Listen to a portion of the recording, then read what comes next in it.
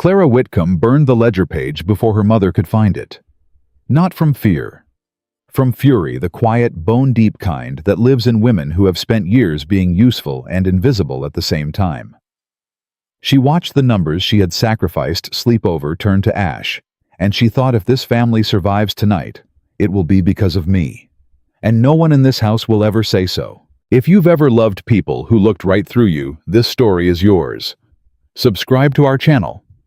Follow Clara all the way to the end and drop your city in the comments below. I want to see how far her story travels. Clara counted the numbers 3 times because she didn't trust herself the first 2. The household accounts were spread across the kitchen table. 3 columns of figures that all arrived at the same brutal conclusion, no matter how she arranged them.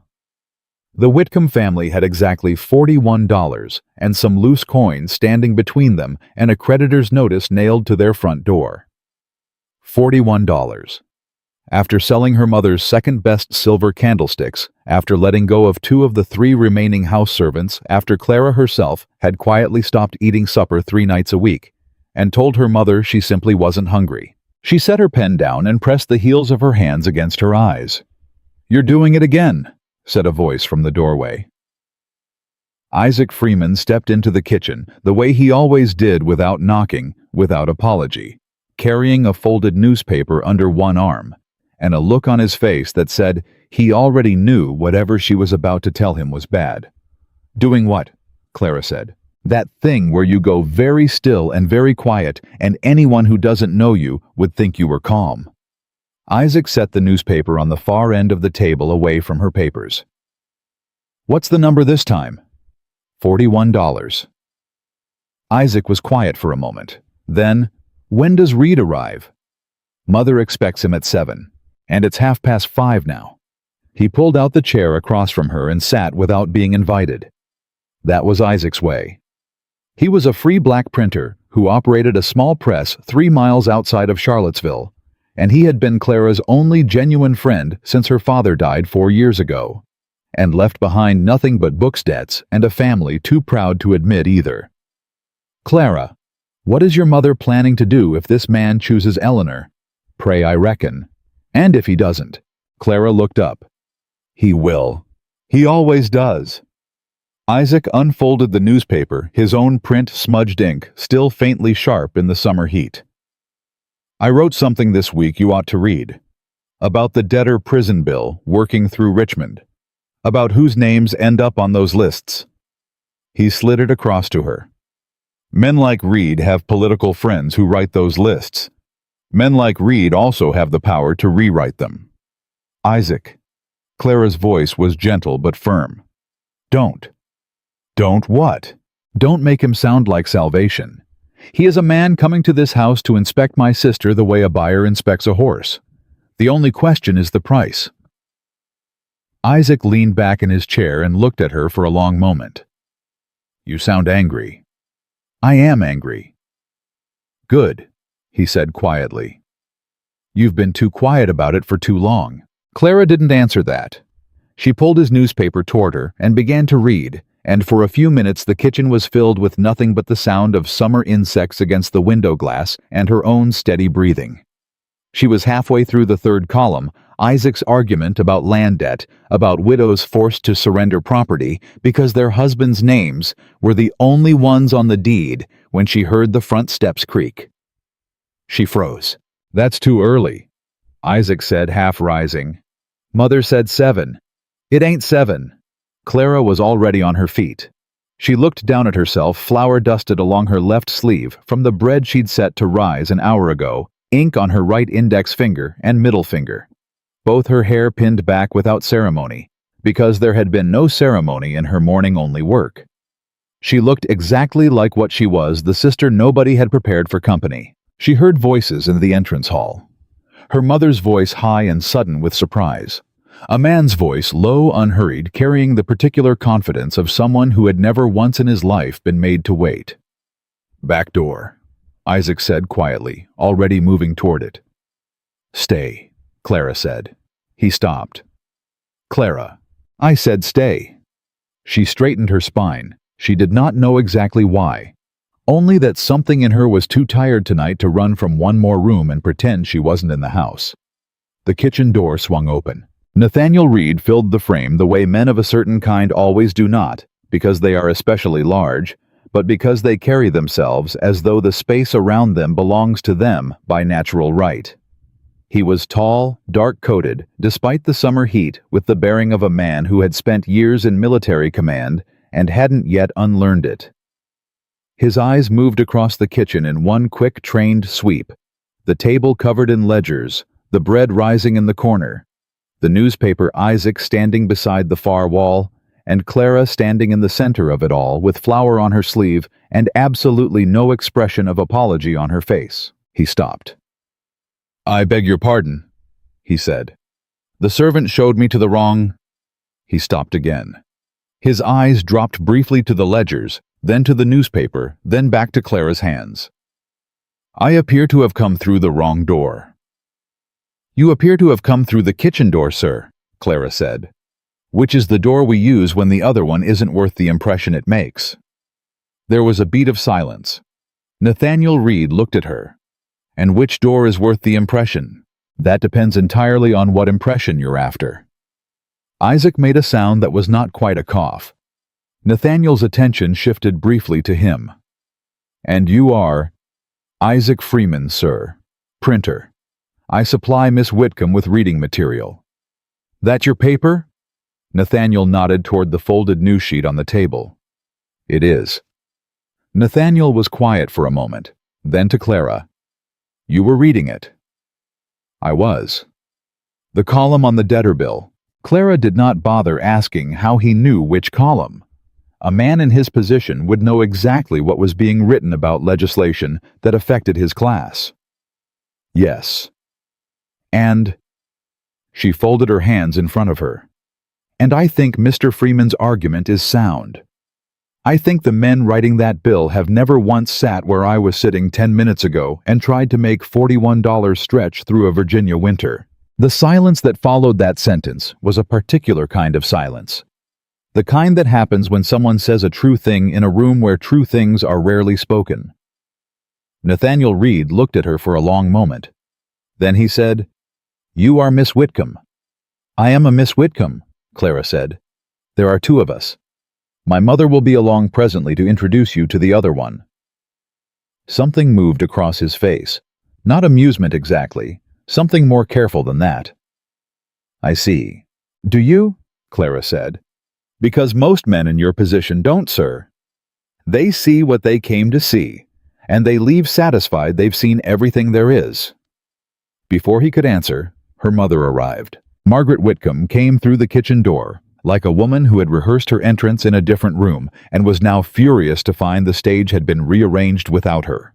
Her eyes moved from Nathaniel to Clara, to Isaac, to the ledgers spread across the kitchen table, and in the space of 3 seconds, her face cycled through no fewer than 5 expressions, all of them bad. "Mr. Reed," her voice was smooth as river water over stone. "How generous of you to arrive early. I do apologize, my daughter was just finishing up some domestic matters." She cut a look at Clara that could have stripped bark from timber. "Clara, dear, perhaps you might give Mr. Reed and me a moment." "Of course," Clara said. She gathered her papers with unhurried hands. She didn't rush. She didn't lower her eyes. She folded the ledger, tucked Isaac's newspaper under her arm, and moved toward the back hallway with exactly the dignity of a woman who had decided she was done being moved along. At the doorway, she paused. "Mr. Freeman was just leaving Mother," she said. "He brought the weekly paper. I'll see him out." She didn't look back at Nathaniel Reed, but she heard him say quietly as she turned the corner, $41. She stopped walking, just for a half step, then she kept going. Dinner was served at 7:30. Eleanor came down the stairs in white muslin and pale blue ribbon, her hair dressed in soft curls that their mother had spent the better part of 2 hours arranging.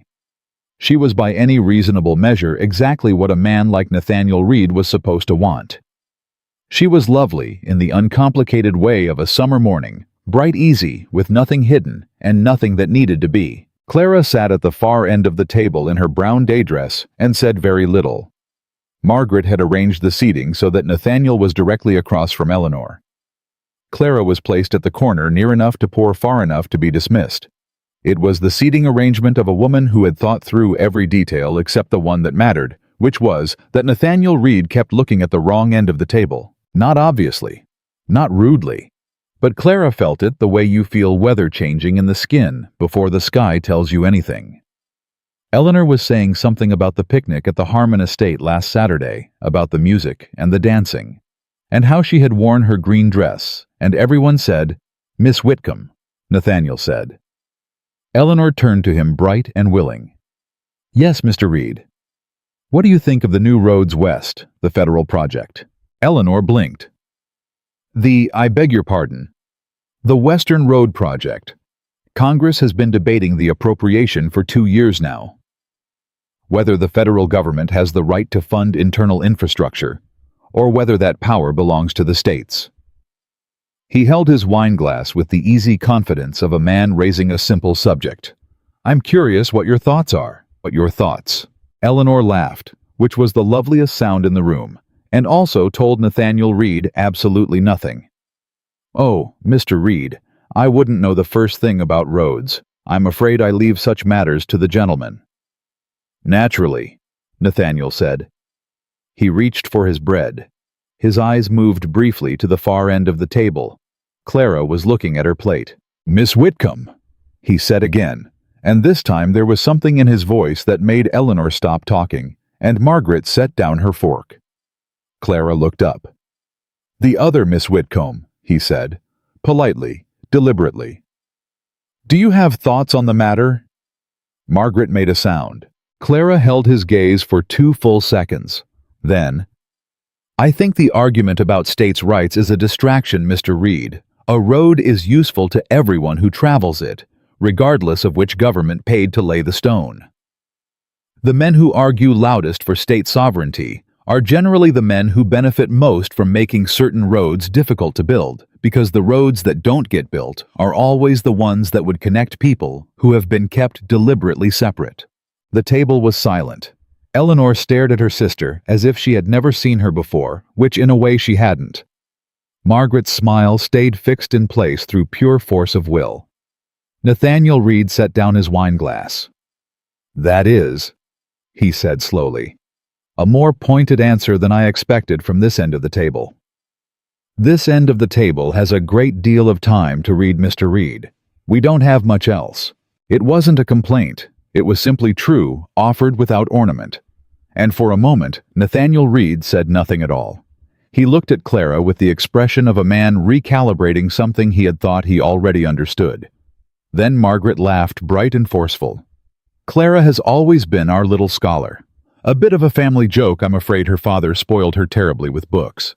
Shall I have Hattie bring the dessert?" After dinner, Nathaniel took his leave from the front parlor. Margaret walked him to the door with Eleanor on her arm, like a painting she was trying to sell. Clara stayed in the dining room and began clearing the glasses because there was no one else to do it. She heard the front door close. She heard her mother's footsteps come back down the hall, quick, sharp, the particular rhythm of a woman holding something in until the guest was out of earshot. The dining room door opened. "Clara Ann Whitcomb," her mother said. Clara set a glass down carefully. "Mother, what in God's name possessed you?" He asked me a direct question. He was making conversation. He was not asking to be lectured about federal road projects by a woman who smells of bread dough and couldn't be bothered to put on a decent dress. "I didn't know he was coming early. You should have gone upstairs the moment you heard his horse." "I didn't hear his horse because I was trying to figure out how to pay Mr. Aldridge before he comes to take the dining table." Clara's voice was flat, steady. "Which I have done, Mother. I found a way. If we sell Father's law books and I take in 2 more households for accounts work, we can cover September. But I need you to let me do the work instead of hiding me every time a man of consequence comes to the house." Margaret's jaw tightened. "You think I don't know that? You think I don't know what you do in that kitchen every night while Eleanor sleeps?" Her voice cracked at the edges just slightly, and Clara felt the familiar, helpless pull of it. The knowledge that her mother's cruelty was not born from not caring, but from being terrified every single waking hour of what happened to women who had nothing. I am trying to save this family, Clara. One of us has to marry well. You know as well as I do that it will not be you." The words landed the way her mother always delivered them, not with malice exactly. With the exhausted resignation of a woman stating a fact she had long since stopped apologizing for. Clara said nothing for a moment, then, "Was he interested in Eleanor?" Margaret straightened. The business of it steadied her. "He was polite. He said he would call again Thursday." "Did he say anything when he left?" A pause. "He asked which of my daughters managed the household accounts." Clara looked up. Her mother's expression was unreadable. "I told him we had a man of business who handled such things." She turned toward the door. "Clear the table and go to bed, Clara. And for pity's sake, do something about the ink on your fingers before Thursday." She left. Clara stood alone in the dining room. She looked down at her right hand, the ink stain on her index finger, the callus on her middle finger from years of holding a pen. She had tried before to scrub them clean for company. They always came back. They always gave her away. She thought about the way Nathaniel Reed had said $41 quiet, almost to himself, as if he had heard something in that number that the number itself wasn't saying. She thought about the way he had looked at her across the dinner table. Not the way men looked at Eleanor with appreciation, with calculation, with the pleasant blankness of someone admiring a painting. He had looked at her the way you look at a locked door when you've suddenly realized there might be something valuable on the other side. She began to clear the remaining glasses. She had no business thinking about the way Nathaniel Reed looked at anything. He was coming back on Thursday to court Eleanor. That was the arrangement. That was the plan. Clara would stay in the kitchen, keep the accounts, and make sure there was enough lamp oil for Eleanor to look pretty by. That was her place in this story. She had always known her place. The trouble was tonight, for the first time in a very long time, something in her chest refused to be quiet about it. Peg. That night, by the light of a stub candle she kept beside her bed, Clara opened her journal, the one she kept hidden under the loose floorboard her father had never gotten around to fixing. She wrote 3 lines, and then stopped. She crossed them out. She wrote them again, different this time, sharper, about roads and debt, and the particular loneliness of being the woman in a family who holds everything together with both hands, while everyone around her acts as though the thing is holding itself. She wrote about the way Isaac talked about freedom, the way her father used to read aloud from Jefferson, and then close the book and go very quiet as if the words embarrassed him with their distance from the life they actually lived. She wrote 1 line about Nathaniel Reed and then tore that page out entirely. She burned it in the candle flame. She watched the ash fall and told herself it meant nothing. Outside, the summer night pressed against the window, heavy, humid, alive with sound. Virginia in July was never quiet. There was always something moving in the dark, something reaching toward morning. Clara blew out the candle. She lay in the darkness and thought about $41 and Thursday, and the expression on a man's face when he hears something true, spoken plainly, in a room full of careful, practiced lies. She thought, I will not write the letters. She thought, whatever my mother asks of me, I will not write Eleanor's letters for Nathaniel Reed. She thought this very clearly, and with complete conviction. She believed it absolutely. For approximately 48 hours. Thursday came, the way bad ideas always do, faster than you're ready for, and dressed up nicer than it deserves. Clara heard the horse on the lane before anyone else did. She was in the back study with the household ledger open and a half-written letter to Mr. Aldridge, the creditor, folded under her left hand. The kind of letter that required very careful language, because it was essentially asking a man to wait for money. He was legally entitled to collect, and the only argument available was please. She heard the hoofbeats, heard her mother's sharp intake of breath from 2 rooms away, heard Eleanor's voice rise in sudden panic. Mama, the blue ribbon. Where is the blue ribbon? And Clara pressed her pen to the paper and kept writing. She was not going to the parlor. She was not going to make it easier for any of them. She finished the letter to Aldridge, sealed it, and set it by the door to be posted. Then her mother appeared in the study doorway. He's here, Margaret said. I know. Clara. I'm busy, Mother. You will come into the parlor. Clara looked up. I thought you wanted me to stay hidden. Margaret's jaw worked for a moment. She stepped fully into the room and pushed the door most of the way shut behind her, which meant whatever was coming next was not for Eleanor to hear. He asked about you. When he arrived, he asked whether you would be joining us. Clara set her pen down very carefully. He asked the groom first. Margaret continued, her voice low, and pressed flat with something that was almost embarrassment. The boy told him you were in the study, so he asked me directly at the door in front of Eleanor whether your previous engagement would allow you to join us for tea. He used those words, previous engagement, as though you had somewhere important to be. Margaret's voice tightened. It was a pointed question, Clara. It was a man making a point. What point? That he noticed you weren't there. Margaret crossed the room and picked up Clara's good shawl from the chair back, the gray wool one, the only one without a mend showing, and held it out. Come into the parlor. Sit quietly. Let Eleanor do the talking, but be present. Clara looked at the shawl. She thought about what she had told herself Thursday night lying in the dark. I will not write the letters, whatever she asks. She took the shawl. She told herself this was not the same thing. Tower. Nathaniel Reed stood when she entered the parlor, which was more than courtesy required, and both of them knew it. Eleanor was already seated, arranged prettily on the good settee, with her hands folded in her lap, and she looked up at Clara with an expression that was 1/4 relief and 3/4 warning. Margaret took the chair nearest the door with the air of a woman stationing herself at a checkpoint. Miss Whitcomb, Nathaniel said, and he said it with his eyes on Clara, not Eleanor. Mr. Reed. Clara sat in the straight-back chair near the window, the uncomfortable one, the one nobody wanted, which suited her perfectly, because nobody had offered her anything better. I understand you've had a pleasant ride out. Tolerable, he said. The roads west of the mill are in poor repair. They've been in poor repair since March, Clara said. The county surveyor submitted a petition in April. It's been tabled. By whom? By the same men who own the land the improved road would cross. Funny how that works. A beat of silence. Eleanor laughed lightly the way she did when she didn't follow a conversation and wanted no one to notice. Margaret poured tea with the focused intensity of a woman pretending she wasn't listening to every syllable. Nathaniel settled back in his chair and looked at Clara with the particular attention of a man who has found something genuinely interesting in a room he expected to be dull. You keep close track of local politics. Someone in this house has to. Margaret set a teacup down harder than necessary. Nathaniel's mouth moved, not quite a smile, but close. He turned to Eleanor.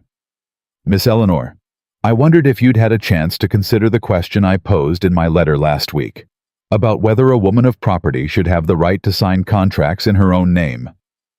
Eleanor's smile did not flicker. Of course, I gave it a great deal of thought. And? Eleanor glanced at Clara. Just once.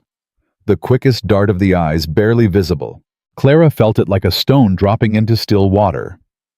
I believe, Eleanor said slowly, reciting, that the question is not whether women are capable of legal judgment, but whether the law is capable of recognizing what it has always been too frightened to admit. Nathaniel went very still. That's, he said, almost exactly what I wrote in my letter to the Richmond Examiner last spring. Eleanor's smile held perfectly. Is it? How remarkable. Word for word, Nathaniel said quietly. The room went silent. Clara looked at her teacup, mug. After Nathaniel left, cordial, careful, giving nothing away. Margaret shut the front door and turned on Clara before the latch had finished clicking. She needs more, Margaret said. The next visit he's going to push harder. I saw it on his face. He's testing her. Then she should study, Clara said. There are books in Father's study. I'll make a list. There is no time for books. Margaret's voice was blade thin. He's calling again Saturday. 2 days, Clara. Your sister needs to be able to speak to this man for an hour without me holding my breath every time he asks a question. What exactly are you asking me to do? Write it down. Whatever he might ask, write the answers. I'll have Eleanor learn them. You want me to script my sister's courtship. I want you to save this family." Margaret's voice didn't crack. It never cracked. That was the thing about her mother, that Clara had never decided whether to admire or resent the woman, could be drowning, and she would correct your grammar on the way down. Eleanor is kind. Eleanor is beautiful. Eleanor will be a good wife to a man like Reed if she can get through the door, but she cannot get through the door alone. You know that. Clara said nothing. "Clara, I heard you. Will you do it or not?" Clara thought about the $41. She thought about the dining table and Mr. Aldridge's letter, and the way Eleanor had looked at her across the parlor just now. Not with malice, not with calculation, but with the desperate, helpless look of a girl who genuinely did not know how to be anything other than beautiful and was beginning to understand that beautiful had an expiration date. "Saturday," Clara said. "I'll have something written by Saturday." She walked past her mother toward the stairs. "Clara?" Her mother's voice stopped her at the bottom step. "Thank you." It was possibly the hardest 2 words Margaret Whitcomb had ever said. Clara didn't turn around. "Don't thank me," she said. "Just make sure there's enough lamp oil for me to work by tonight." The first letter took her 4 hours, not because it was difficult to write, because she wrote it 3 times, once in Eleanor's voice, as she imagined Eleanor's voice ought to sound bright and surface level and decorative. Then she looked at what she'd written and felt something close to shame and started again. The second version was too much her own, too direct, too sharp, the kind of writing that would immediately raise questions about where Eleanor Whitcomb had acquired opinions like these. The third version she got right. Warm, but thoughtful. Curious, but not confrontational. The voice of a woman who had been thinking privately, carefully about things she had never been encouraged to say aloud. She wrote about the contract question. About widows she had known, their neighbors, women her mother's age, who had lost property when their husbands died because the law did not recognize their names on anything. She wrote about her father's library. She wrote a line that surprised even her when it came out. "I have spent my whole life reading books that were written for men, about a world arranged for men. And I have found that the thing they are most afraid of is a woman who has read them." She set down her pen. She read that line back. She crossed it out. Then she uncrossed it. She sent the letter the next morning in Eleanor's name. The reply came in 4 days. It was addressed to Miss Eleanor Whitcomb in a hand that was precise and controlled, the penmanship of a man trained in military correspondence, where clarity cost lives and excess was a luxury the field didn't permit. Eleanor brought it to Clara without opening it, which said something about where they had arrived without either of them formally deciding to go there. "Read it," Eleanor said. Clara opened it. Nathaniel had written 2 pages. He had responded to every point in Eleanor's letter, Clara's letter, with the full engagement of a man who had finally found a conversation worth having. He pushed back on the widow's argument. He agreed with the library line and added his own. He wrote about his late wife briefly, and with a restraint that somehow made it more affecting than detail would have. He wrote, "I have met very few people of any sex who think with both precision and feeling. I find I am increasingly reluctant to end this correspondence."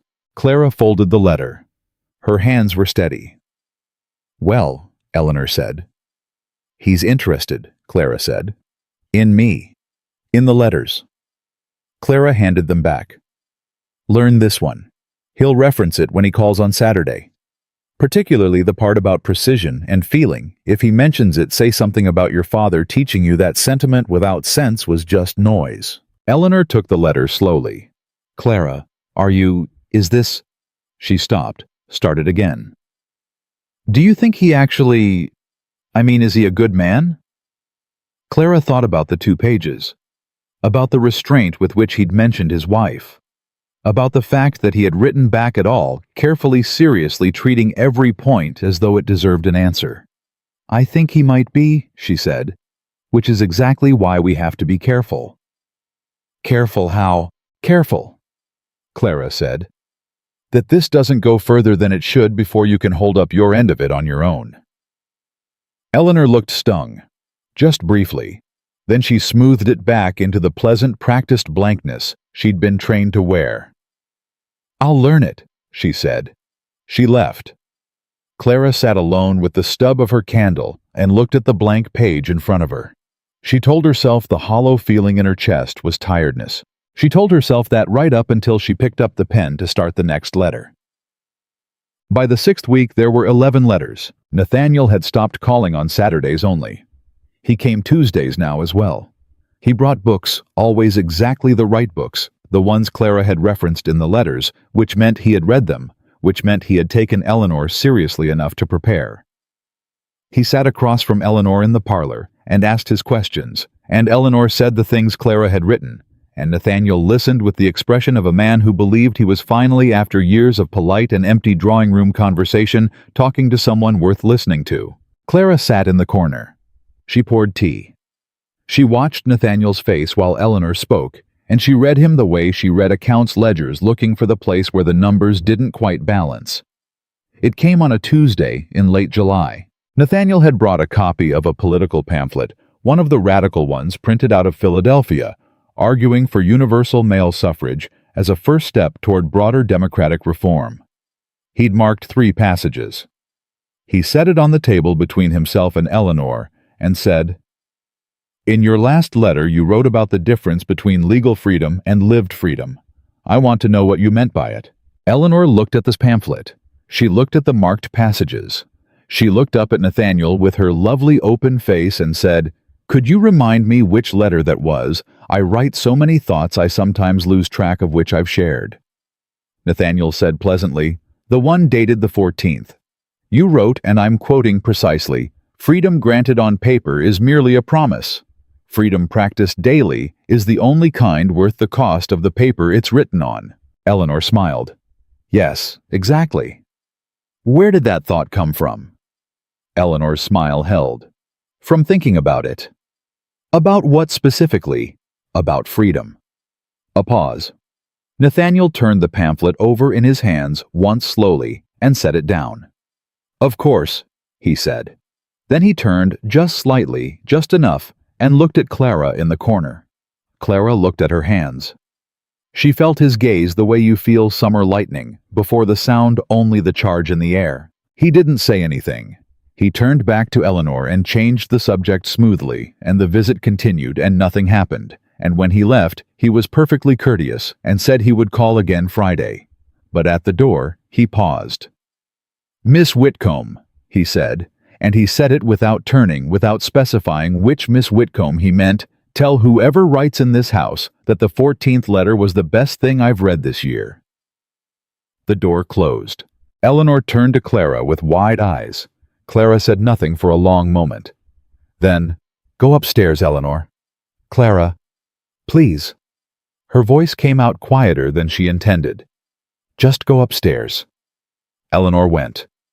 Clara stood in the front hallway alone.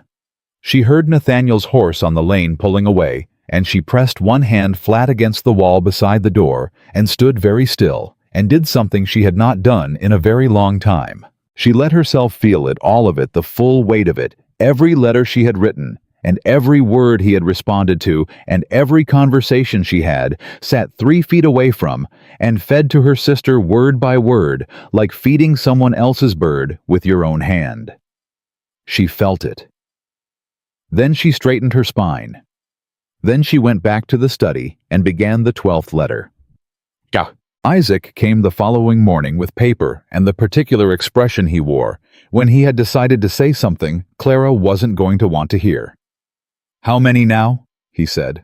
12? 12 letters? He sat down across from her. "Clara, he's going to ask her to marry him." "I know. And when he does, and when she accepts, and when they are married, what then? You write her correspondence for the rest of her life. You sit in his parlor and pour tea while he talks to the woman he thinks he married, and she tells him the things you told her to say." "It won't get that far," Clara said. "I'll teach her. She's not stupid, Isaac. She's just untrained," Isaac said. "Yes, I know. But there's a difference between untrained and uninterested, and I think you know which one Eleanor is." Clara pressed her lips together. "He's a smart man," Isaac said quietly. "A careful man. The kind of man who remembers exactly what he's read, and exactly who said what.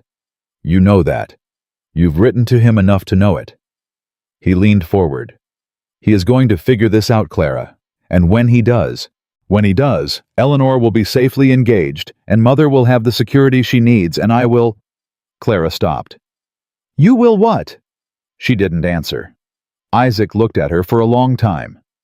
"You will have written 12 letters," he said, to a man who read every word and thought it was someone else. The sentence sat between them. Clara picked up her pen.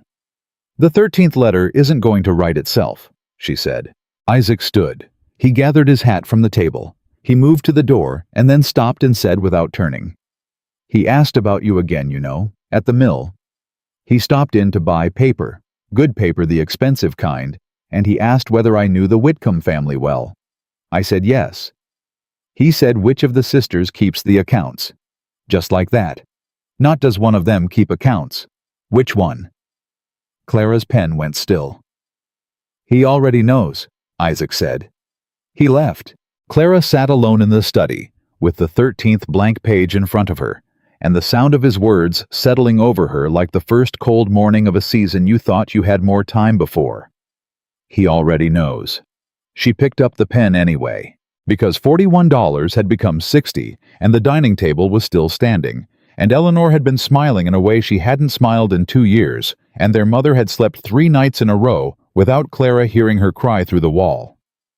She picked up the pen, and she wrote the most honest letter she had ever put Eleanor's name on about silence, and what it costs, and what it protects, and why the most dangerous thing a woman can do in a world that profits from her quiet is to finally decide to speak. She sealed it. She wrote Eleanor's name on the front. She sat back and looked at it for a long time. Then she blew out the candle and went to bed and did not sleep, and did not pretend she was going to. The 13th letter arrived at Nathaniel Reed's estate on a Wednesday morning. By Friday, he had written back. By Saturday, he had requested through a formal note addressed to Mrs. Whitcomb the honor of escorting both Miss Whitcomb daughters to the Richmond Summer Assembly, being hosted by Governor Barber's Circle at the end of August. Not Eleanor alone. Both daughters. Margaret read the note twice, handed it to Clara without a word, and went to sit in the back parlor with her hands folded in her lap, like a woman deciding whether the thing that had just happened was fortune or catastrophe. Clara read the note once. She felt the shape of it, the deliberateness of it, the way a man like Nathaniel Reed did nothing accidentally, least of all, extend a formal social invitation that would place both sisters publicly at his side in front of every family that mattered in Central Virginia. She handed the note back. "I'll need a dress," she said. Her mother looked up. "Not for myself," Clara said. "Eleanor's green muslin has a tear along the left seam. If she's going to Richmond, it needs to be repaired or replaced. I can repair it tonight if you'll bring it down from her room." Margaret was quiet for a moment. Then, "And you, what will you wear?" "My brown wool." "Clara, it's August." "I know what month it is, Mother."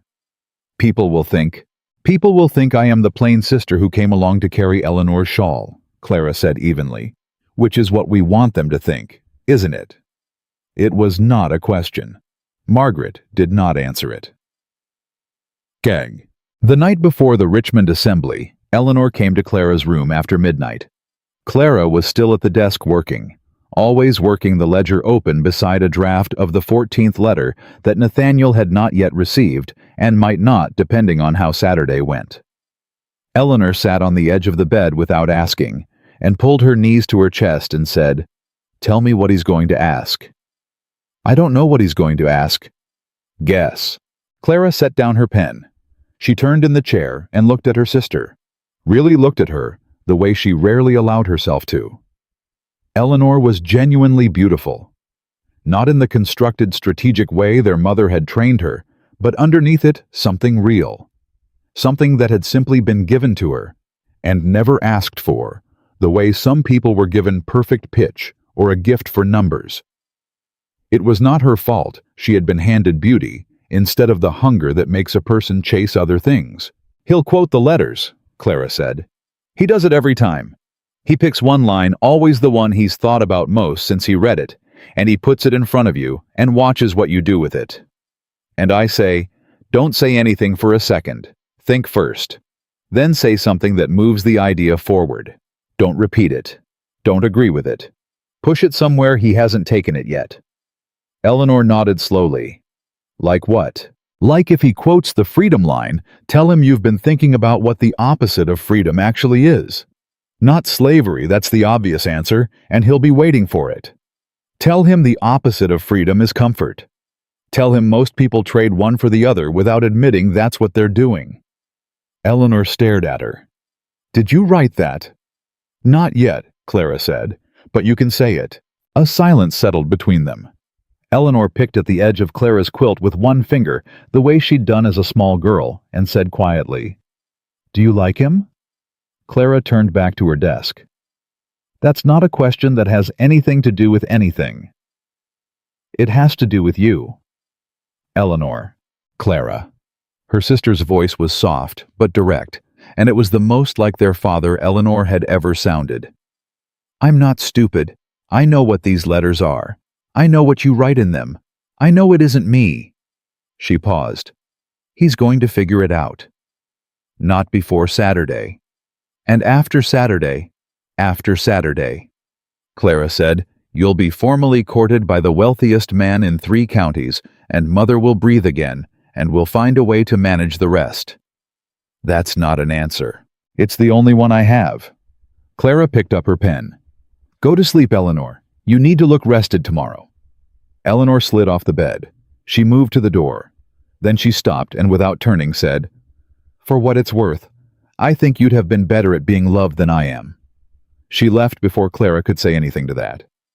Clara sat with those words for a long time. Then she finished the letter she was not going to send. Richmond was everything Clara had spent 24 years being told she was not built for. The assembly room at the Hargrove estate was full of exactly the kind of people who decided in the first 4 seconds of looking at a woman everything they needed to know about her worth, her standing, her prospects, her place. Clara had been to Richmond twice in her life. Both times, she had come away feeling like a word in the wrong language present, but untranslatable. Tonight was no different except for the particular way that Nathaniel Reed offered her his arm when he helped them from the carriage. Not Eleanor first. Clara. It lasted 3 seconds. Then Eleanor was on his other arm, and they were moving toward the entrance, and Margaret was behind them, pretending she hadn't seen.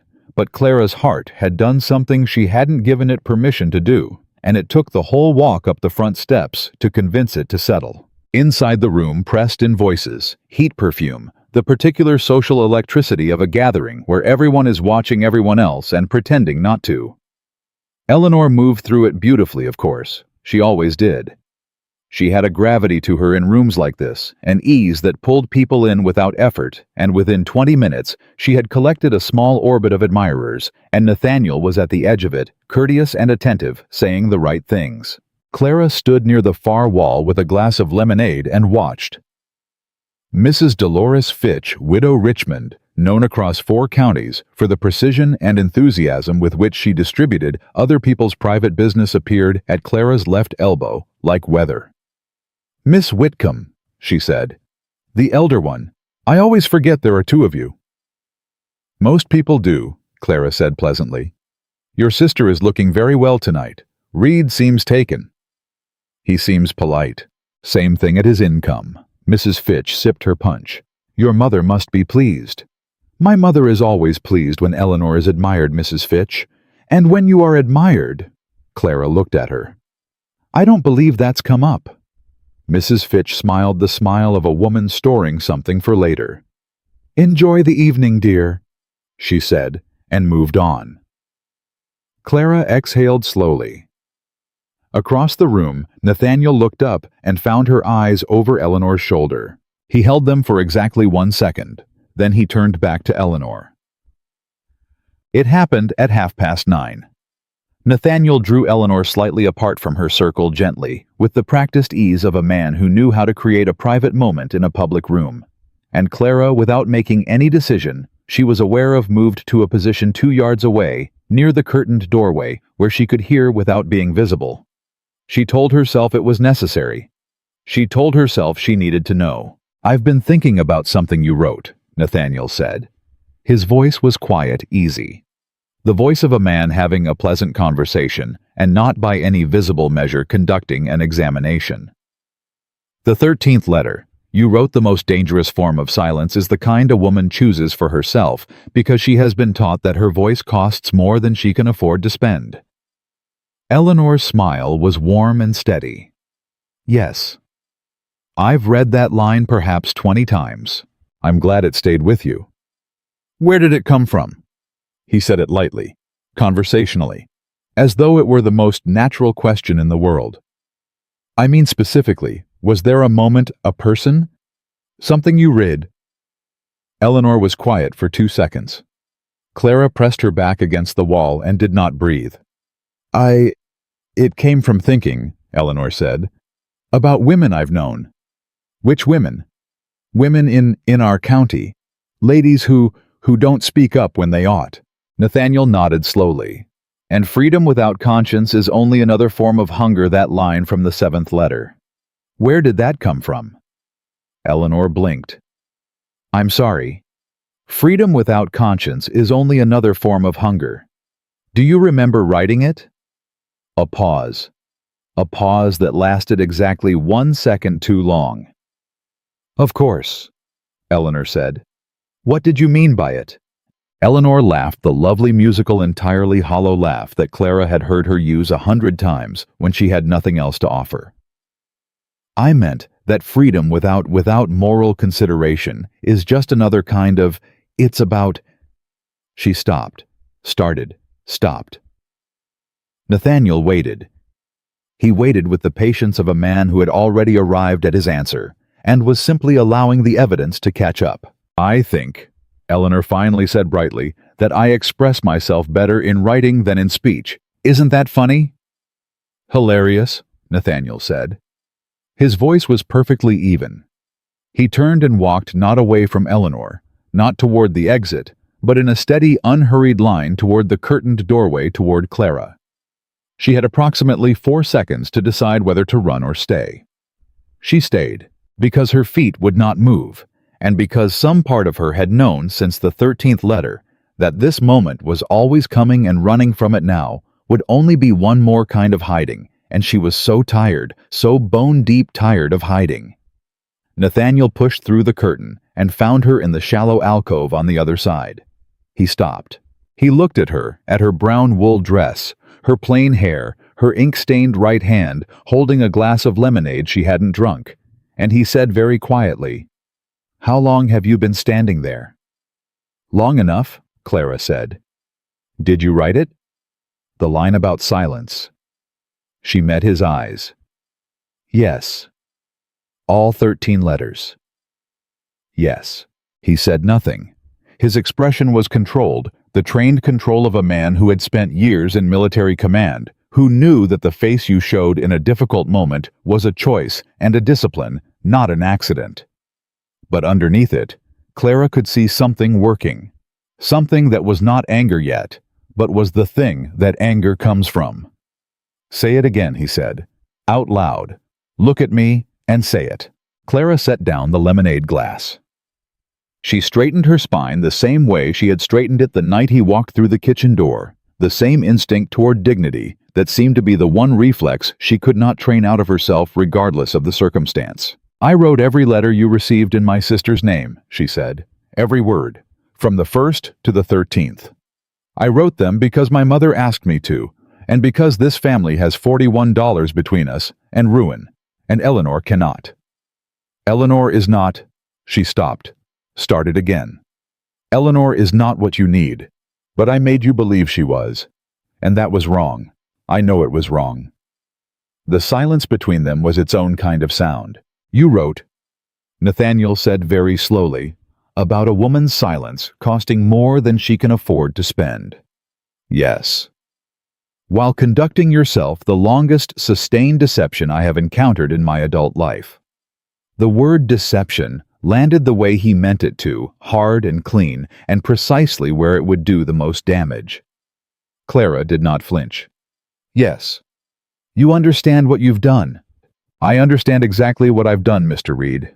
I have spent 8 weeks watching you fall in love with ideas that were mine, and give the credit to a woman who can't defend them. I have sat in the corner of my own family's parlor and poured tea while you asked my sister to be the person I was writing in her name. I understand it completely." Her voice stayed even. She would not cry in front of him. She had decided that much at least.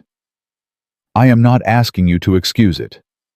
I am telling you that the world that made it necessary was broken before I was born into it, and I was trying to protect my family with the only tools I had, and I am sorry that you are the one who paid for it." Nathaniel looked at her. He opened his mouth, and then a voice from directly behind the curtain said, "Good heavens!" "Butein."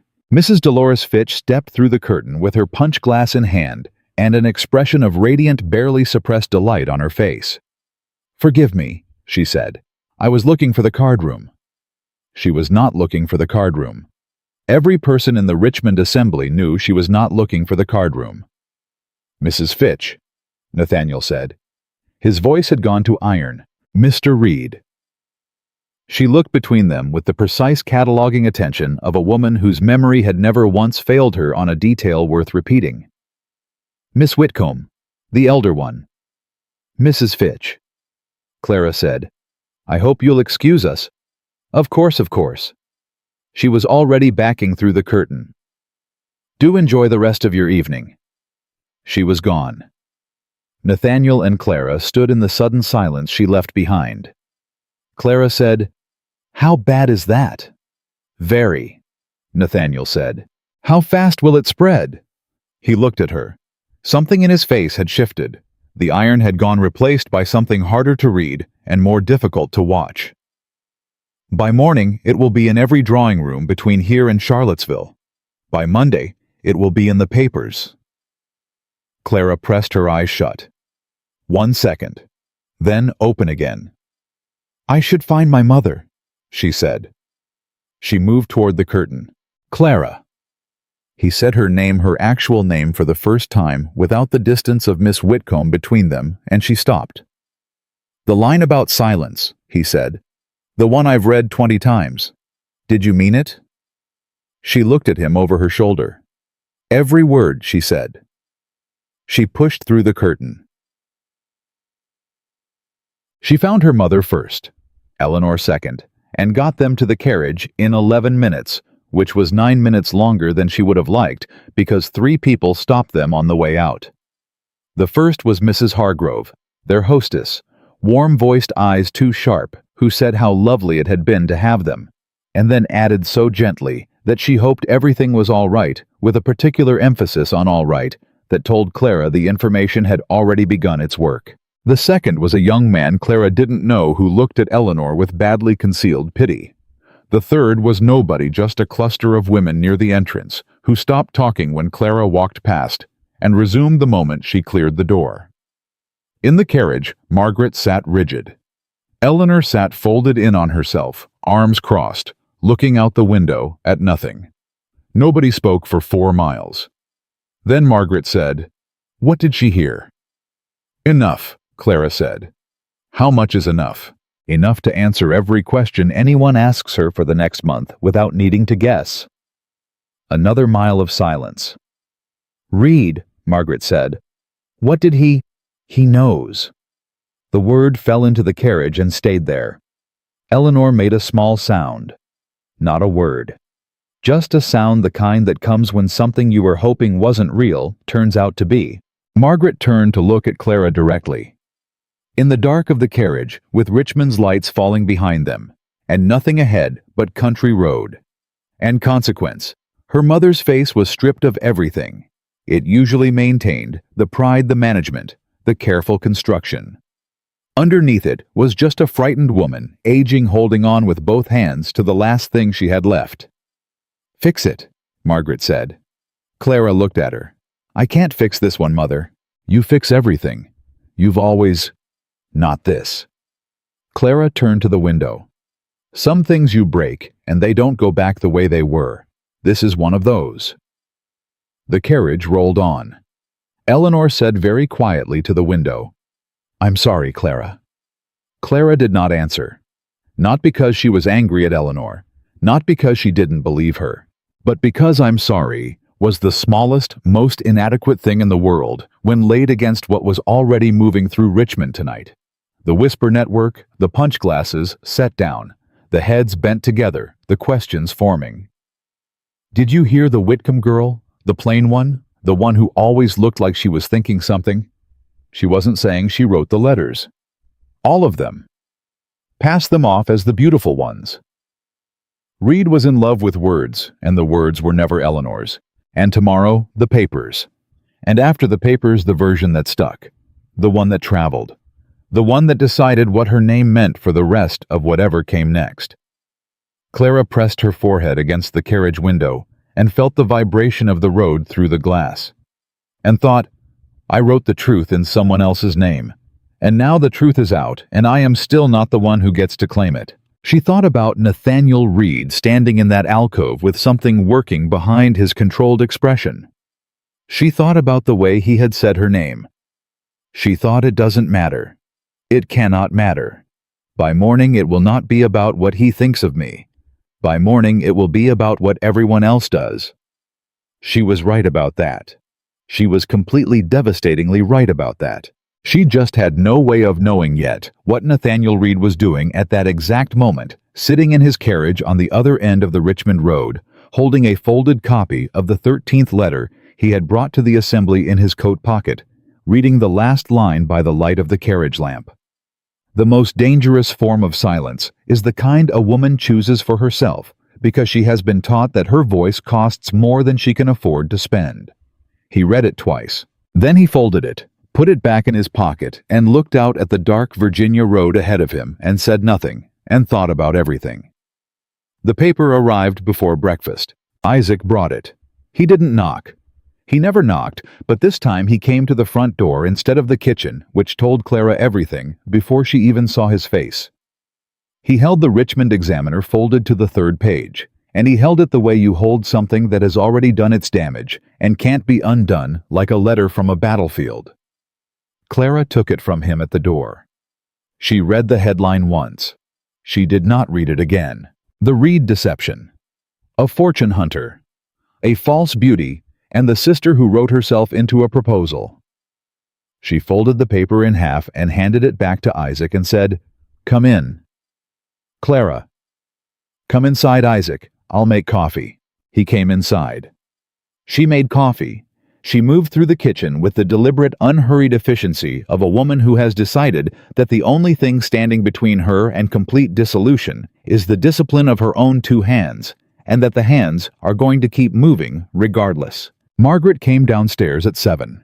She was already dressed, already composed, and she had clearly been awake for hours, which meant she had probably already seen the paper or heard from someone who had, and the fact that she walked into the kitchen without saying a word was its own particular form of violence, because silence from Margaret Whitcomb was never absence of feeling. It was feeling so concentrated it had gone past expression. She looked at Clara. She looked at Isaac. She said, "Get out of my kitchen, Mr. Freeman." Isaac put his coffee cup down and looked at Clara. Clara nodded once. He left. The door had barely closed before Margaret said, "Every family in Richmond." "I know. Every family in Richmond and Charlottesville and every county between by the end of this week." "I know, Mother. You have ruined your sister." Margaret's voice was flat and cold and precise, each word placed like a stone. "You have ruined this family. You have ruined whatever chance we had at surviving this year with any dignity intact, and you have done it because you could not. For 8 weeks, you could not simply stay in the kitchen and let Eleanor have this one thing." "Eleanor couldn't hold it," Clara said, "because you didn't teach her well enough. Because it was never hers." Clara turned from the stove and faced her mother directly. He was asking her questions she could not answer, because the person he wanted to talk to was me, Mother. And I cannot teach Eleanor to be me. I cannot write enough letters in the world to make that true. He was going to find out. It was always going to come apart. I was trying to hold it together long enough for it to matter, and it didn't hold, and I am sorry. I am genuinely deeply sorry for the pain of it, but I will not stand here and let you tell me that the problem was me being in the room." Margaret's jaw tightened so hard, Clara could see it in her throat. "You will move your things to the upper room," Margaret said. "The one above the kitchen." Clara stared at her. "That room has no proper window." "It has a ceiling and 4 walls, which is more than a woman who has destroyed her family's last prospect deserves." The words hit the way her mother's words always hit. Not like a blow, but like cold water, the kind that takes a second to register and then takes your breath entirely. Clara said, "All right." She said it quietly, without argument, because there was no argument that would reach her mother right now, and she was too tired to throw herself against stone.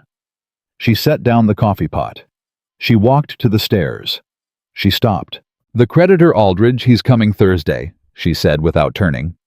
"The payment arrangement I made covers September, but not the interest. You'll need to offer him the writing desk from Father's study. He'll take it. He's always wanted it."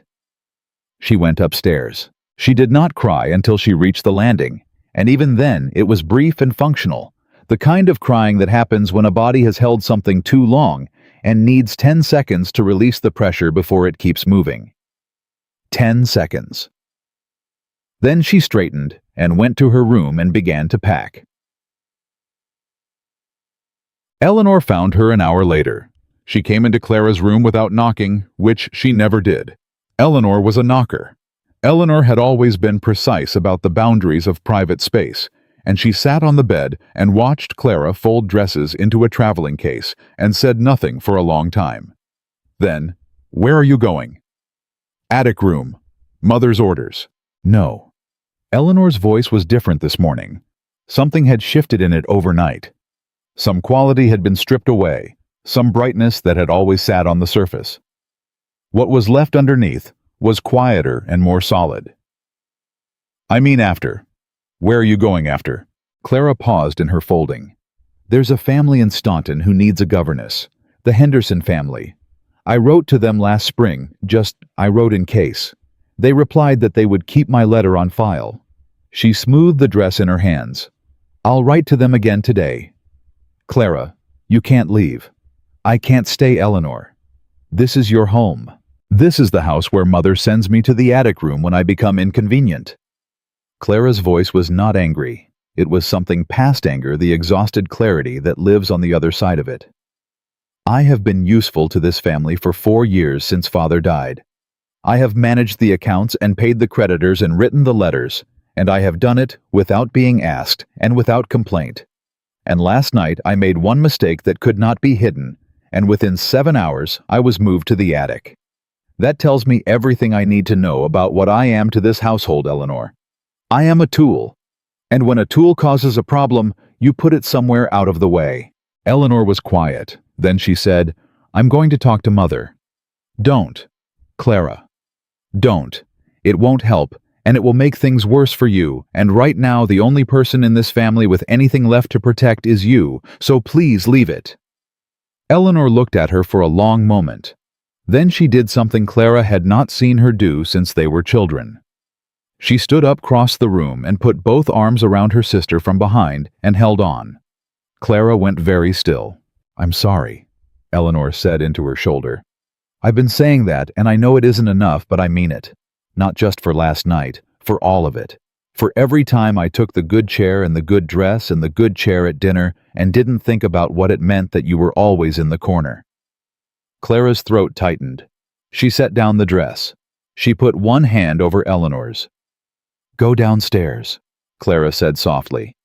"Make sure Mother eats something. She won't do it herself." Eleanor squeezed once and let go. She left. Clara stood alone in her room for a moment, with her hand still raised in the air where Eleanor's hand had been, and then she finished packing. Thursday, Aldridge came. He took the writing desk and the good lamp from the front hallway and left a receipt that covered September and nothing more.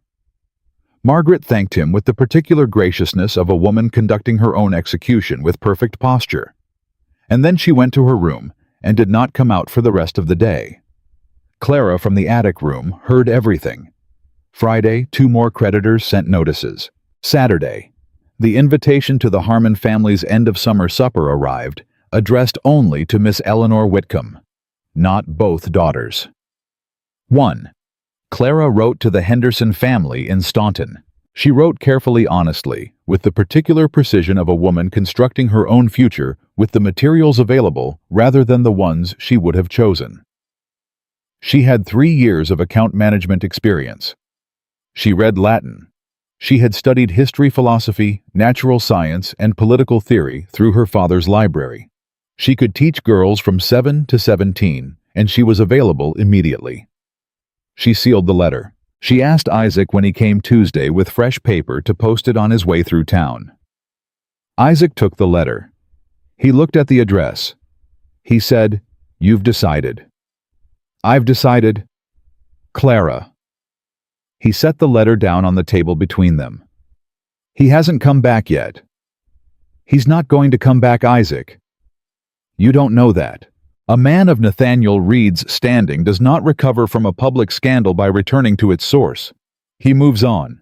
He finds someone uncomplicated. He marries quietly in another county, someone who doesn't write letters in other people's names and start drawing room gossip." She pushed the letter toward him. "Post it, please." Isaac picked it up slowly. "What if I'm right and you're wrong? Then I'll deal with that when it happens." She looked at him steadily. "But I cannot build anything on a what if, Isaac. I can only build on what is. And what is right now is that I have a traveling case half-packed and a family that has moved me to an attic room and the Henderson family in Staunton who might need a governess. That is what I have. So that is what I'm working with." Isaac put the letter in his coat pocket. He stood. He looked at her the way he had looked at her the very first time they met 5 years ago when she was 19 and had come to his press to purchase ink and ended up staying for 2 hours arguing about the land reform articles in his last edition with a mixture of respect and helpless exasperation that had never quite resolved itself in either direction. "You are the most stubborn woman I have ever known," he said. "Thank you," Clara said. He left. She turned back to the small window of the attic room, the one her mother said had no proper view, which was technically true, but which Clara had discovered looked east and in the early morning let in the particular quality of light that existed only in that direction, the specific gold of a summer sunrise over Virginia hills that her father had once told her was the closest thing he knew to evidence of a just God. She watched the light. She did not let herself think about Nathaniel Reed. She lasted approximately 4 minutes. He came on a Wednesday. Not with ceremony, not with a calling card sent ahead, not with any of the social armor that men of his standing usually wore when approaching a difficult conversation. He came on horseback mid-morning and tied his horse at the post himself instead of handing it to a groom, and knocked on the front door with 2 plain, unhurried knocks. Clara heard it from the attic room. She knew in the particular way you know things you've been trying not to know exactly who it was. She heard her mother's voice at the door, stiff and formal. She heard a man's voice, low and even. She heard a silence. Then footsteps on the stairs. 2 sets, her mother's quick and light, another's slower and deliberate, and then a knock on the attic door. Margaret opened it without waiting for an answer. "Mr. Reed is here," she said. Her voice was stripped of everything pride, anger, hope, calculation. She was simply reporting a fact the way you report weather. Clara did not look up from the letter she was composing, a second one to Staunton more detailed than the first. "Tell him I'm unavailable." "Clara." "Tell him—" "He said he'll wait." Margaret paused. "He said he has no particular schedule today." Clara set down her pen. She looked at her hands. The ink on her fingers, the callus on her middle finger that never healed the hands of a woman who had spent her whole life producing things that other people put their names on. She looked at them for a long moment. Then she stood. She did not change her dress. She did not fix her hair beyond tucking a loose strand back. She walked down 2 flights of stairs with the same spine she always had. Straight deliberate, the only inheritance her father had left her that no creditor could take. Nathaniel Reed was in the front parlor standing. He did not sit when she entered. He looked at her, all of her the plain dress and the attic room pallor and the ink on her hands, and he said nothing for a moment that stretched long enough to hear the clock on the mantel. "You're in the attic room," he said. "I am." "Your mother put you there." "I put myself there. She suggested it, and I agreed." Clara stood in the middle of the room and did not sit because sitting meant settling in, and she had not yet decided how long this was going to take. "What do you want, Mr. Reed?" "I want to apologize." She hadn't expected that. She had prepared for anger, for accusation, for the cold, formal language of a man closing a door. She had not prepared for that word said plainly without preamble. "You have nothing to apologize for," she said. "I have a great deal to apologize for." He moved away from the window, not toward her. Just a shift, the restlessness of a man working through something while standing still. "I left Richmond without speaking to you. After what you said in that alcove, after the most honest thing anyone has said to me in years, I left without a word, and that was cowardice, and I'm not in the habit of it, and I don't intend to continue." Clara watched him carefully. "You were angry." "I was furious." He said it simply. "And I spent a week being furious and telling myself the fury was justified because you had deceived me, which is true, and also not the whole truth." He stopped moving. He faced her directly. "The whole truth is that I was also ashamed. Because when that paper ran the story, my first response before the anger, before anything rational, was to wonder what people would say about me, not what they would say about you. About me. That a man of my standing had been fooled by a plain woman from a failing family. That I had been made a fool of." He paused. "I sat with that for 3 days before I was willing to name it for what it was." Clara said nothing. "What it was," Nathaniel continued, "was exactly what you wrote about in the 13th letter. I almost let the world tell me who you were, instead of trusting what I already knew." The silence between them shifted, something released in it some pressure that had been building since Richmond. Clara said carefully, "What do you already know? That you are the most honest person I have met in a decade, and you proved it by telling me the truth in an alcove while your hands were shaking." Her hands had been shaking. She hadn't thought he'd noticed. "I'm leaving," she said. "I've written to a family in Staunton. Governess position. I'll be gone by the end of the month." "I know."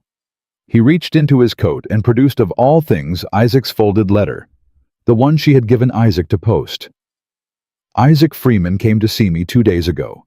He gave me this and said, and I am quoting precisely, she will leave before you decide to stop being an idiot, and then you will deserve exactly what you have left yourself with." Clara stared at the letter. Then she looked up. "I'm going to have words with Isaac. He's a good man. He's an interfering man. Those aren't mutually exclusive." Nathaniel held the letter out to her. "I'm not here to stop you from going to Staunton, Clara. That is your choice to make, and I won't take it from you. But I am asking you to let me say what I came to say before you make it." She took the letter from his hand. She waited. He looked at her steadily. "I am not offering you rescue. I want to be clear about that first before anything else, because I know what it would mean to you to hear it framed that way, and I am not interested in saying anything to you that isn't precisely true." He paused as if choosing the next words with the same care she gave to letters. "I am offering you partnership, real partnership with your name attached to the work. I have a school on my estate that has been poorly managed since my wife died, 12 children. No proper curriculum, a woman who comes twice a week and reads them Bible verses.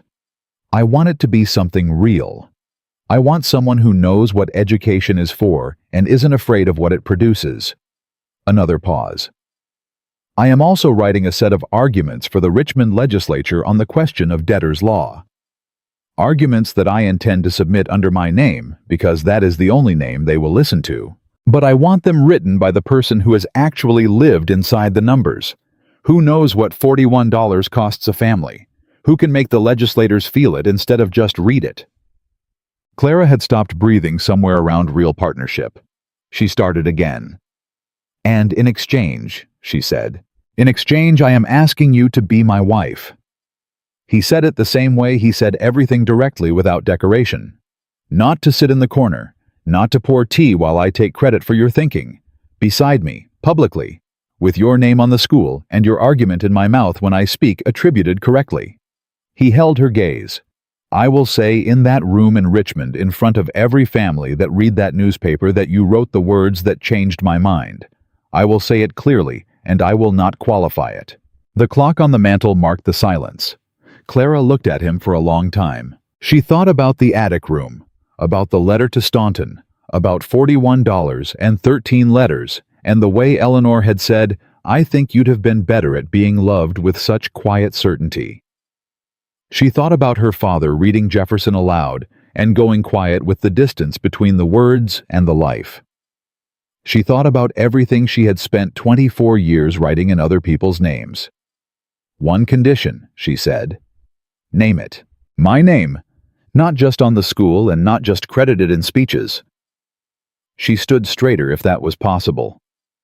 "If I advise your political writing, I want to be permitted to publish under my own name when the argument is mine. Not your wife, not Mrs. Reed, not an anonymous correspondent. Clara Whitcomb Reed, my full name, on every word I own." Nathaniel looked at her. Something moved across his face. Not surprise, she realized. Recognition. The expression of a man hearing something he had been waiting without knowing it to be asked. "Done," he said. Clara breathed. Then she said, "The Henderson family will need to be written. I'll need to explain I won't be coming.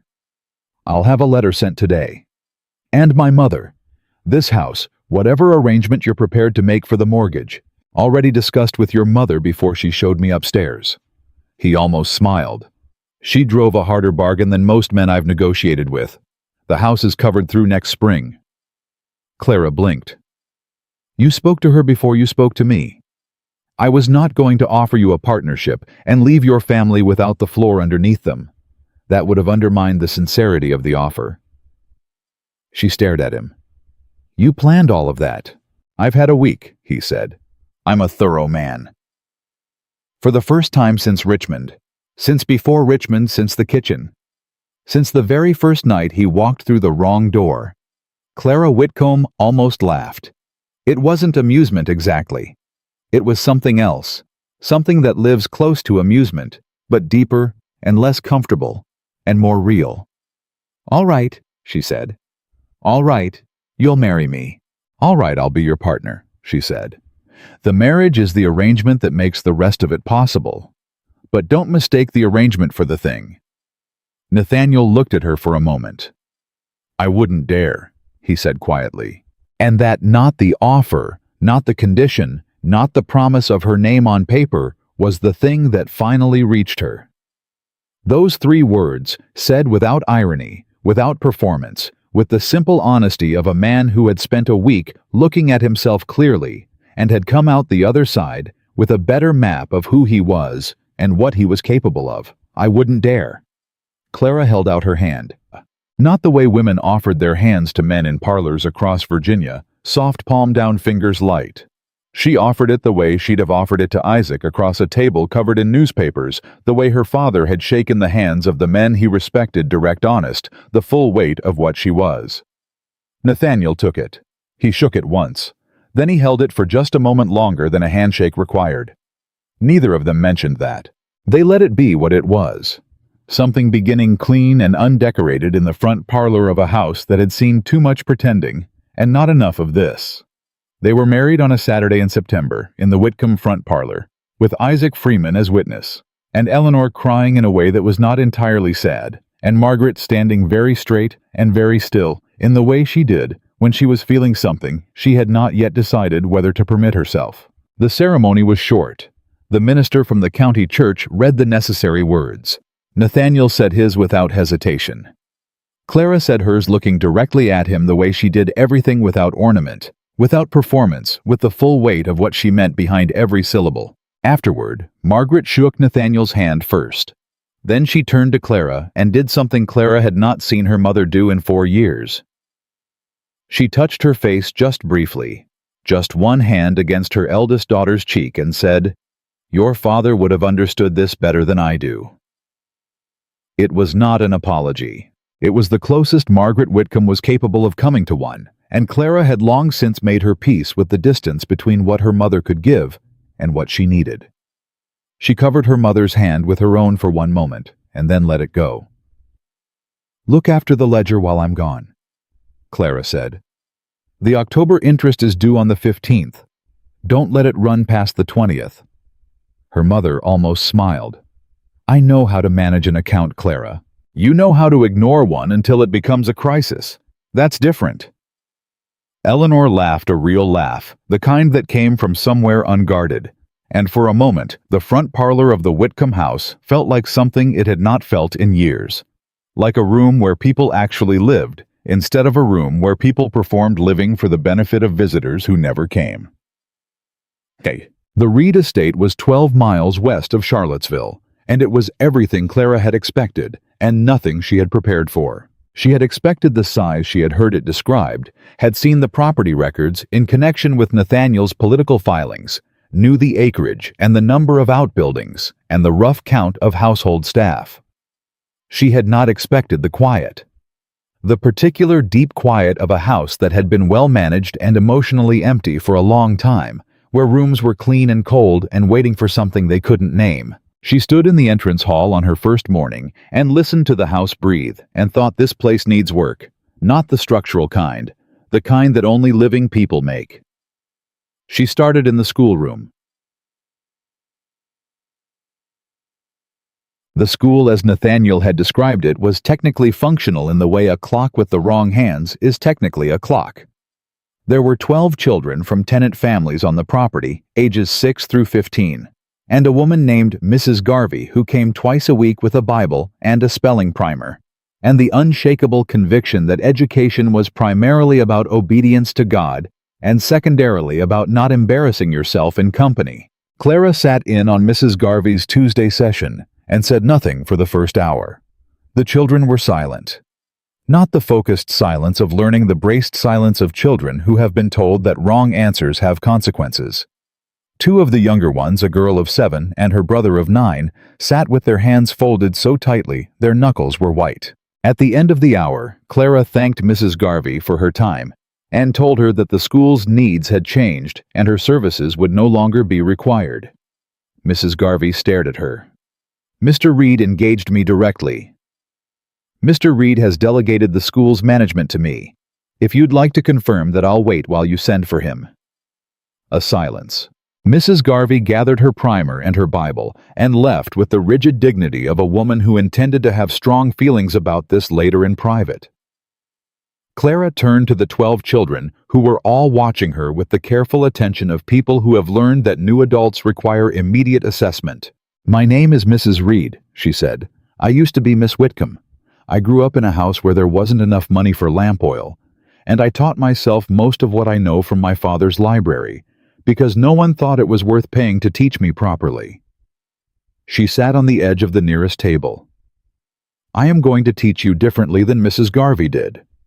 I am going to ask you questions you don't know the answers to yet, because that's the only kind worth asking. And if you get something wrong, I am going to tell you exactly where your thinking went sideways, and we are going to fix it together. Does anyone have a problem with that?" The children looked at each other. The 7-year-old girl with white knuckles raised her hand halfway. "Are you going to hit us if we're wrong?" "No," Clara said. "Are you going to hit me if I'm wrong?" The girl blinked. Then she laughed, the startled, involuntary laugh of a child who had not expected to find anything funny in a schoolroom, and something in the room changed.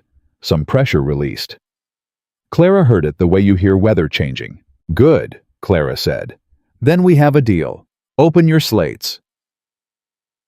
Isaac came the following week with paper ink and the news that he had 3 families in Charlottesville free. Black families, working families, families with children who had no access to any formal schooling, who had heard about the Reed Estate School and wanted to know if there was room. Clara looked at the schoolroom. She looked at Isaac. "How many children total?" she said. 7. between the ages of 8 and 14. Tell them Monday, Clara said. Tell them to bring whatever they have, slate, paper, chalk, nothing, it doesn't matter. We'll work with what there is. Isaac looked at her steadily. Nathaniel agreed to this. Nathaniel told me to run the school, Clara said. I'm running the school. Clara. His voice was careful. Some people in this county are going to have opinions about who sits in that schoolroom. Some people in this county have opinions about everything, Clara said. I've been managing their opinions my whole life. I find I've lost interest in it. She took the paper he'd brought and set it on her desk. Monday, Isaac.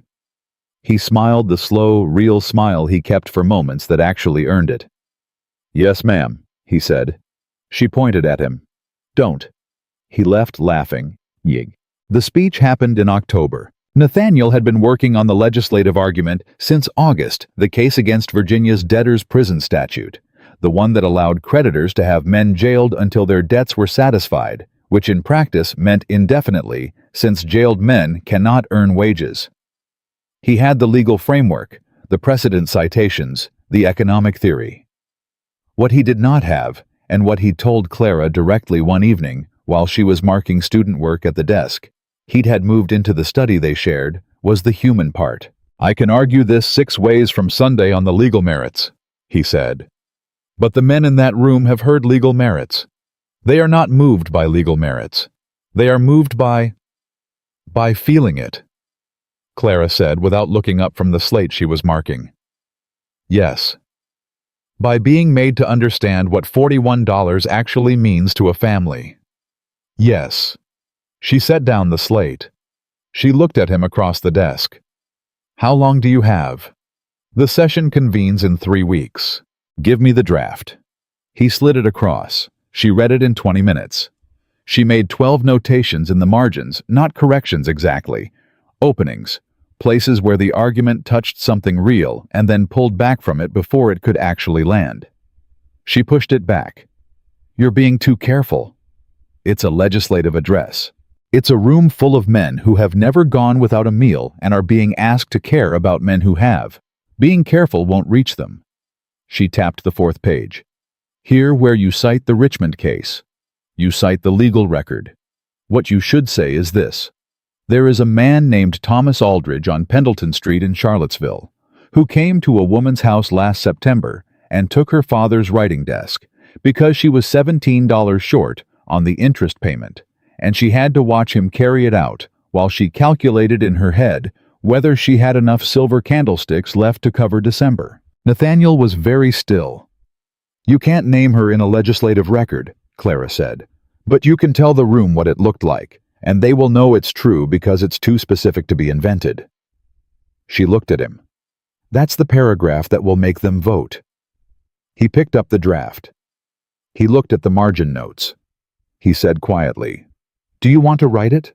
You write it, she said. In your voice. But use what I'm telling you. Clara. Nathaniel. She met his eyes. The argument will carry more weight coming from you. That is not fair, and we both know it. But it is true, and I would rather the argument succeed and the law change than be right about who should get the credit. A pause. At least for now. He looked at her for a long moment. For now. He agreed. He picked up his pen. She picked up the slate. They worked in the same room for 3 hours without needing to say anything else, and at the ease of it, the simple, productive quiet of 2 people who could think alongside each other without performance, was the thing Clara had not known she was missing until she had it. The Richmond legislative session convened on a Tuesday. Clara did not go. She had not been invited. The gallery was technically open, but the understanding was clear, the way understandings always were in rooms like that, communicated without being stated. Nathaniel had not pushed the question, and Clara had not asked him to. She stayed at the estate and taught her class 19 children, now 7 of them from Isaac's Charlottesville families, sitting on benches that Nathaniel's carpenter had added to the schoolroom the week before, and she told herself she was not watching the clock. She was absolutely watching the clock. At 4 in the afternoon, Isaac arrived. He came through the schoolroom door in the middle of a reading lesson, which he had never done before, and the children looked at him with the immediate attentiveness of people who can read adult urgency even through a closed door. "Class is done for the day," Clara said without waiting for him to speak. "Take your slates home. Review the third passage we read this morning." The children filed out. The last one, the 7-year-old girl whose name was Bess, and who had not been afraid of a wrong answer in 3 weeks, paused at the door and looked at Isaac, and then at Clara, and then said with the particular directness of children who haven't yet learned to soften things, "Is it bad news or good news?" "I don't know yet," Clara said. Bess nodded seriously and left. Isaac sat down on the nearest bench. "He gave the speech," he said. "I know. How did it land?" "He got through the first half without incident. The legal argument. The Richmond case. The Aldridge paragraph." Isaac paused. "Clara, the room went quiet on that paragraph. Not polite quiet. The kind of quiet that happens when a room full of people simultaneously realizes they have been thinking about something wrong." Clara's hands tightened in her lap. And then, at the end, the closing argument, he deviated from the written draft. She looked up. He deviated. He was supposed to close with the Jefferson citation, the one about liberty and the equal claim of every man. Isaac looked at her steadily. Instead, he stopped. He set down his papers. He looked at the room, and he said, Isaac stopped as if making sure he had it exactly right. He said, "Gentlemen, I have given you today the most compelling case I know how to make against this statute. I want to be honest with you about where that case came from. The legal argument is mine. The human argument, the part that I believe will follow you home tonight and sit with you until you vote, was written in a schoolroom in Albemarle County by a woman who has lived inside every number I cited. My wife wrote the sentence that will frighten you most. She wrote it because she was not frightened of the truth, only of what happened to women who told it without a man's name in front of it. I am putting my name in front of it today. But the sentence belongs to her." The schoolroom was completely silent. Clara sat very still. "What did the room do?" she said. "Several things at once," Isaac said. 3 men started talking immediately the way men do when they want to control a reaction before it gets away from them. 2 others looked at each other. One man in the back row, older gentleman, I didn't know him, started clapping, slowly, by himself. Isaac paused. By the time it spread, it was most of the room. Clara pressed both hands flat against the top of her thighs, a thing she did when she needed to keep herself from any outward expression of anything. "He shouldn't have done it," she said. It worked. It was his speech, his platform. He risked. "Clara." Isaac's voice stopped her. "He risked his standing to put your name in a legislative chamber. Let him have done it." She pressed her lips together. She thought about the attic room, about the kitchen, about 13 letters in Eleanor's name, about every room she had ever stood in the corner of carrying someone else's shawl, making sure the right people were seen, while she kept the accounts nobody asked about. She thought about Bess's white knuckles on the first day of school and where they were 3 weeks later. She said, "Did the vote happen?" "Tabled for the winter session, but Reed's floor manager says the count has shifted. 3 votes that were no are now uncertain." Isaac looked at her. It moved Clara. It actually moved. She stood. She walked to the schoolroom window, not to look out, just to stand somewhere different to let the information settle into her body properly. "I need to order more slates," she said. "I have 2 students who are sharing." Isaac was quiet for a moment. Then he said very softly, "You're allowed to feel it, you know." She kept her back to him. "I know. Whatever it is you're feeling right now, you're allowed." She stood at the window and felt it, all of it, the full complicated weight of what it meant to have your name said in a room you were not allowed to enter by a man who had walked through the wrong door 6 months ago and found her in a kitchen arguing about freedom with ink on her hands. The pride of it, and the grief of it, and the stubborn, unextinguished fire of it burning the same way it always had, the way it had burned through every version of her life that had tried to reduce her to something smaller. She turned around. "Order the slates for me," she said. "And next session, I want a desk for every student. Not benches. Desks. Their own space to work." Isaac smiled. "I'll talk to the carpenter. And more books. Real ones, not just primers. History. Natural science. I want these children to know the shape of the world before anyone tells them what part of it they're allowed to stand in." "That's going to cost. Nathaniel will cover it." She moved back toward her own desk and picked up the stack of student slates. "He told me the school's budget was mine to manage. I intend to manage it." "And if he pushes back," Clara looked at him. "He won't," she said. Nathaniel came home that evening and found her still in the schoolroom, reorganizing the shelves she had asked his carpenter to build against the north wall. He stood in the doorway for a moment, and then he said, "Isaac told you." "Isaac told me." She didn't stop organizing. "You deviated from the draft." "I did." "I had not agreed to that." "No," he said. "You hadn't." He came into the room and leaned against the doorframe with his arms crossed, watching her work. "Are you angry?" Clara set a book on the shelf. "I'm trying to decide." "And?" She turned. She looked at him, this man who had come through the wrong door and found her arguing about debt and freedom with flower on her sleeve, who had read 13 letters and known somewhere underneath the wanting to believe them that the voice behind them was not Eleanor's, who had stood in a legislative chamber and said her name out loud in a room built for other people's names. "You should have told me you were going to do it," she said. "If I'd told you, you would have argued me out of it." "Yes. And you would have been wrong." She held his gaze. "That's not your decision to make. I know." He didn't look away. "I know that. And I won't do it again without talking to you first. But I want you to understand why I did it." He moved away from the doorframe toward her, unhurried the same way he did everything with the confidence of a man who had decided where he was going. "I sat in that room with your words in my mouth, and I watched those men listening to them, and I thought, she is 12 miles away in a schoolroom right now, and she will never hear how this room went quiet when the real argument arrived, and I could not—" He stopped, started again.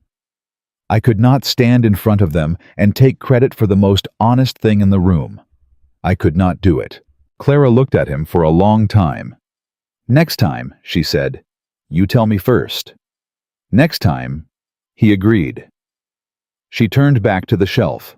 He stayed in the room, and after a moment he picked up a stack of books from the table and started handing them to her, one at a time, in the order she was shelving them, because he had been watching long enough to understand the system, and that simple, wordless reading of how she worked and choosing to fit himself into it undid something in her chest that she had not known was still held tight. Eleanor came to visit in November. She came alone without Margaret driving herself in the small gig their mother had somehow kept through all the creditor visits, and she arrived at the schoolroom door in the middle of a mathematics lesson and stood in the doorway with her traveling coat still on and watched. Clara was at the board with Chalk walking Bess through long division, and Bess was arguing politely but firmly that Clara's method was slower than the one she'd worked out herself, which was true, and Clara was saying so, and asking her to show the class her method instead. Eleanor watched this for 5 minutes without speaking. When the lesson broke and the children filed out, Eleanor came in and sat on one of the new desks, the individual ones installed 3 weeks ago, and looked around at the room and said, "You built something." "We're building it," Clara said. "It's not finished." "It's more than I expected." Eleanor looked at her hands. "I have something to tell you." "All right. There is a man, Thomas Hewitt. He runs a bookshop in Charlottesville." She said it without looking up. "He's not wealthy. He's very kind. He reads everything. He makes me think about things." A pause. "He asked me to marry him last week." Clara set down her chalk. "What did you say?" "I said I needed to talk to my sister first." Eleanor finally looked up. Is that ridiculous?" "No," Clara said. "That's sense. Mother thinks I should hold out." She thinks with the scandal fading I might still... Eleanor. Clara crossed the room and sat on the desk beside her sister. Do you want to marry Thomas Hewitt? A silence. Then simply, yes, I think I do. Then marry Thomas Hewitt. He's a bookshop owner, Clara. He reads everything and makes you think, and he's kind. Clara looked at her. Do you understand how rare that is? Do you understand how many women in this county have everything except that? She held her sister's gaze. Marry him. Marry him for exactly those reasons, and don't apologize for it to anyone. Eleanor breathed out slowly. Then she put her arms around Clara, the same way she had in the bedroom, the morning after Richmond's sudden complete, without asking, and Clara held on this time properly with both arms. I'm glad you didn't go to Staunton, Eleanor said into her shoulder. So am I, Clara said. Margaret came in December. She came on a school day which Clara suspected was deliberate. Her mother had always understood that the best way to understand a thing was to see it operating, not to inspect it empty. She arrived at mid-morning and stood at the schoolroom door and did not announce herself, and Clara, who was in the middle of a history lesson about the Revolution, saw her and nodded once and kept teaching. Margaret stood there for 40 minutes. She watched Clara ask questions that had no easy answers. She watched children argue with each other and with Clara, and get corrected and correct themselves and move forward. She watched Bess, 7 years old, sharp as winter light, stand at the board and demonstrate her division method to the class with the easy confidence of a girl who has been told enough times that her thinking is worth something that she has begun to believe it. When the lesson ended and the children went to their midday break, Margaret walked into the room and stood in the middle of it and looked at the desks, the books on the shelves, the student work pinned to the wall. Clara had started displaying their writing, their best work with their names on it, every name visible. Margaret looked at those names for a long time. She did not say, I was wrong. She did not say, I'm sorry. She said, your father tried to do something like this once, before the money got bad. He wanted to start a lending library. He never managed it. I know, Clara said. He would have... Margaret stopped. Her jaw worked. He would have been insufferable about all of this. You know that. He would have been in here every day telling you how to do it better. Yes, Clara said. He would have. They stood in the quiet schoolroom together. Outside, children's voices carried from the yard, arguing about something, laughing about something else. The overlapping, unstoppable noise of young people with room to be themselves. Margaret straightened. I'll come again, she said. Next month. If that's... She stopped. Tried again. If you'll have me. Clara looked at her mother. This woman, who had been afraid for so long that the fear had calcified into cruelty, who had tried to protect her daughters by making them smaller, who had sat in a back parlor and cried through the wall, because she did not know another way, who had said your father would have understood this better than I do at a wedding and meant it as both an apology and a grief. Monday mornings are best, Clara said. I'm teaching reading. If you want to help, you can sit with the younger ones. They need more one-on-one time than I can manage alone. Margaret blinked. You want me to teach, she said. I want you to sit with a 6-year-old who is still sounding out her letters and tell her she's doing well, Clara said. You're capable of that. Her mother was quiet for a moment. Then, I'll come Monday. She left. Clara stood alone in the room for a moment. She looked at the names on the wall, her students' names in their own handwriting, attached to their own work, visible and permanent and belonging entirely to themselves. She thought about a kitchen and a ledger and $41, and a man who came through the wrong door and heard her speak before anyone had arranged the room for him to do so. She thought about 13 letters in someone else's name and 1 sentence in her own, said aloud in a legislative chamber she was not allowed to enter. She thought about Bess's white knuckles on the first day and where they were now. Clara Whitcomb Reed walked to the board, picked up her chalk, and wrote the first line of the afternoon lesson. She had spent her whole life being the woman in the corner, writing in other people's names, keeping the accounts nobody asked about, staying in the kitchen while someone else wore the dress. That life was over. She had not been rescued from it. She had not been chosen out of it. She had walked out of it herself on her own 2 feet and built something real on the other side, with ink-stained hands and a straight spine, and the absolute unshakable conviction that a woman who knows the price of $41 and the weight of a word and the sound of a child's first real laugh in a schoolroom has never, not for one single day, been worth any less than the room she was kept out of. She was Clara Reed now. She had been Clara Whitcomb before, and she would never again write her name anywhere it did not belong or leave it off anything that did.